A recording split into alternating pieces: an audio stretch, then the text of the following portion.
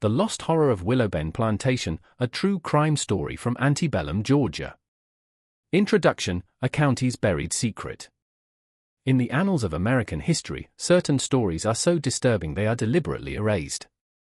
This is the case of Willowben Plantation in Burke County, Georgia, where between 1838 and 1839, 17 people perished under circumstances so mysterious that the community united in a conspiracy of silence.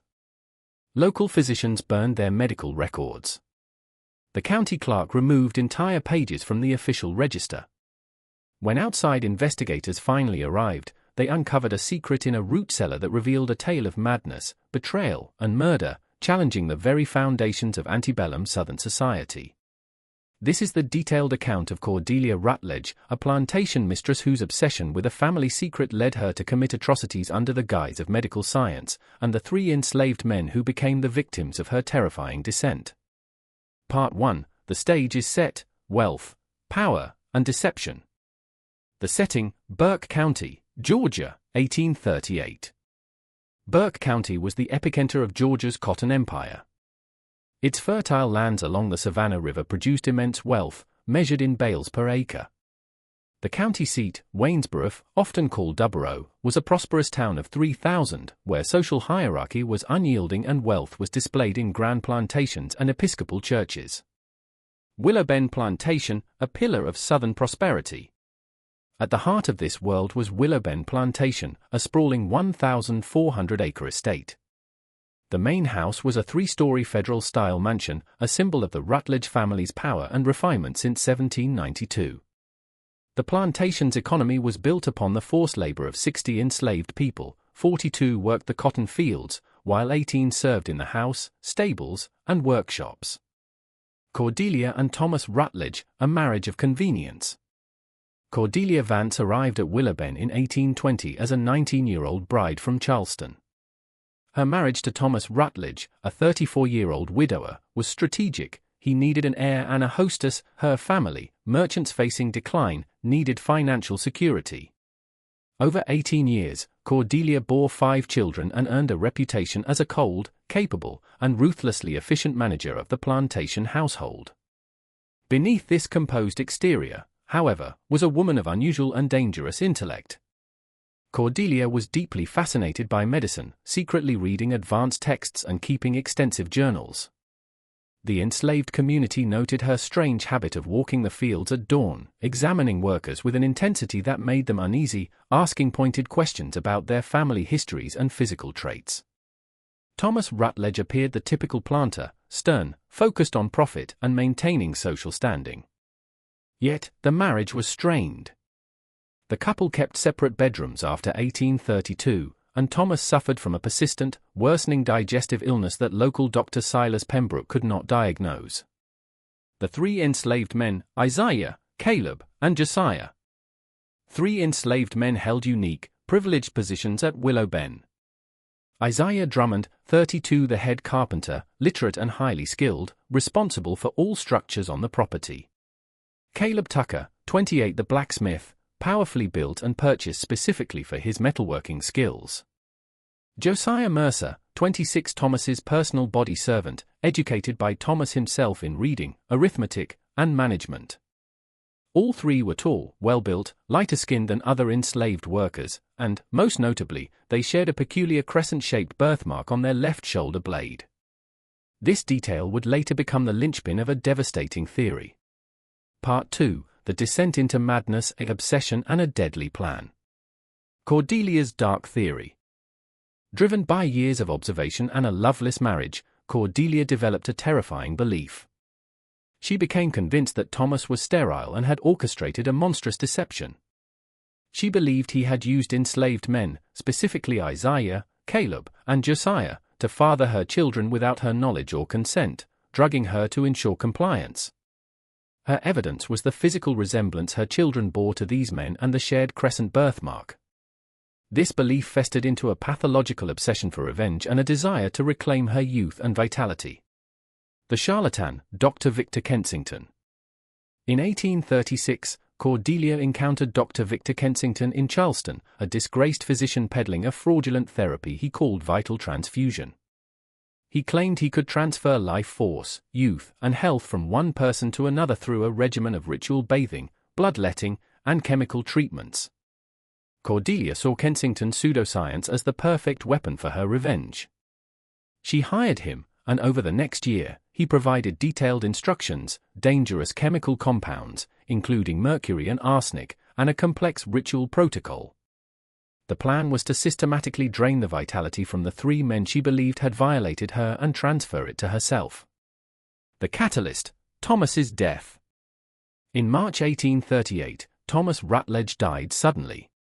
Dr. Pembroke listed the cause as gastric fever, but the rapidity of his decline after a winter of Cordelia personally preparing his meals raised unanswerable questions. At his funeral, Cordelia displayed a chilling composure. The very next day, she put her plan into motion. Part 3, The Rituals at Turkey Creek, a chronicle of abuse and poisoning. The summons and the threat. Cordelia summoned Isaiah, Caleb, and Josiah to Thomas's study. She informed them they were now part of a European medical treatment to preserve her health. They had no choice, refusal was impossible. The rituals would begin at dawn the next day at a secluded bend in Turkey Creek. The daily horror. Every morning, Cordelia led the three men to the creek. The ritual was a terrifying blend of pseudoscience and psychological torture. Forced nudity, all were forced to undress and stand waist-deep in the cold creek water. Ritual washing, Cordelia washed each man with chemical-laced liquids that burned the skin. Bloodletting, using a razor, she made shallow cuts on their left shoulders, directly over the crescent birthmarks, collecting their blood on pieces of white cloth. The transfusion, she mixed their blood with chemicals from her bottles and rubbed the mixture onto her own chest and abdomen while reciting incantations from a small leather-bound book. Silence and secrecy, the men were forced to remain silent, threatened with being sold to deadly sugar plantations if they ever spoke. Simultaneously, Cordelia was slowly poisoning the men, administering toxic doses of mercury and arsenic that gradually destroyed their nervous systems. The devastating effects. Within weeks, the three strong, capable men began to deteriorate. They moved in a fog, lost coordination, and their minds seemed to empty. Isaiah, the master carpenter, could no longer follow simple plans. Caleb collapsed at his forge. Josiah became a hollow shell, staring vacantly. The enslaved community whispered of poison and dark magic, but were powerless to intervene. Cordelia's own daughter, Margaret, grew suspicious of her mother's dawn absences and the men's rapid decline, but was met with violent threats when she tried to investigate. Part 4, The Unraveling, Conspiracies and Exposures. The Overseer's Discovery. The plantation overseer, Marcus Dequa, noticed the alarming changes and Cordelia's strange behavior. He secretly searched her room and discovered a locked box containing Kensington's letters and Cordelia's journals, which detailed the entire horrific treatment protocol. He took this evidence to a local attorney, Howard Pritchard. A web of greed. Unbeknownst to Marcus, Attorney Pritchard was part of the conspiracy. He had been secretly corresponding with Kensington, paying for reports on Cordelia's activities.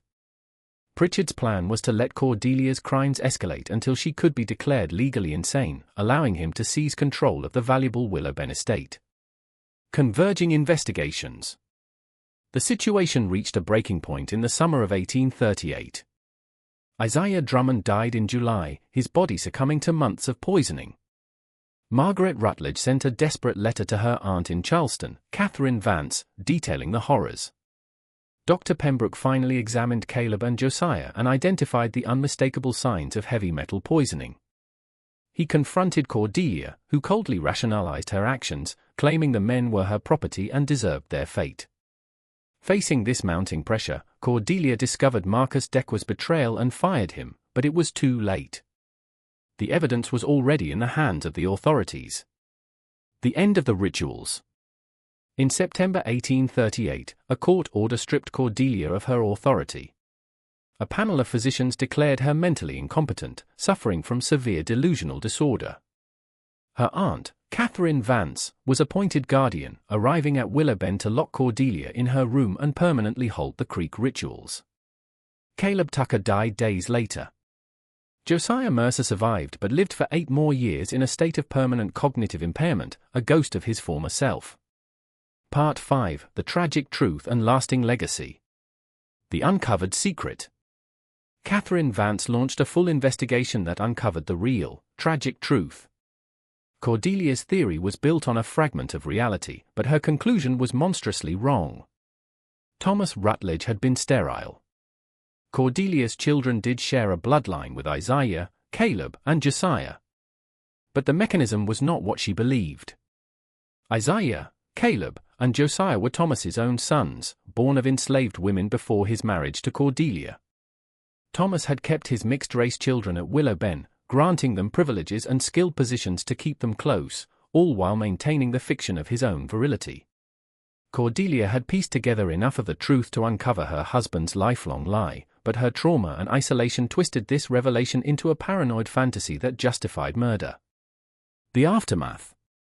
Cordelia Rutledge was committed to the Georgia Lunatic Asylum in Milledgeville, where she died in 1852, never expressing remorse. Victor Kensington vanished, his fate unknown. Howard Pritchard was disbarred and fled the county.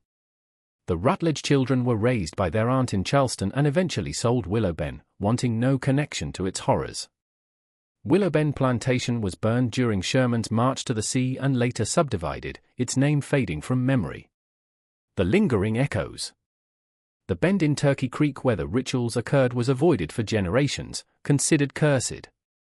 The story became a whispered legend, a cautionary tale about the corrosive evil of slavery and the destructive power of obsession. A single, chilling page from Cordelia's journal, preserved by a lawyer who feared its power, survives in the restricted collection of the Georgia Historical Society. Dated March 10, 1838, it reads: I have begun the treatments. I felt nothing during the first session. But today, the 3rd day, I felt something. I cannot yet be certain. But I know this. I will continue. I have gone too far to stop now. Even if doubt whispers that I am simply murdering 3 men to feed a delusion, the doubt itself must be crushed. Faith in the treatment is part of the treatment. I must believe. This document stands as a haunting testament to a woman who understood her own madness and chose to embrace it, leaving a stain on the land and a dark secret in the history of Burke County that time has never fully erased.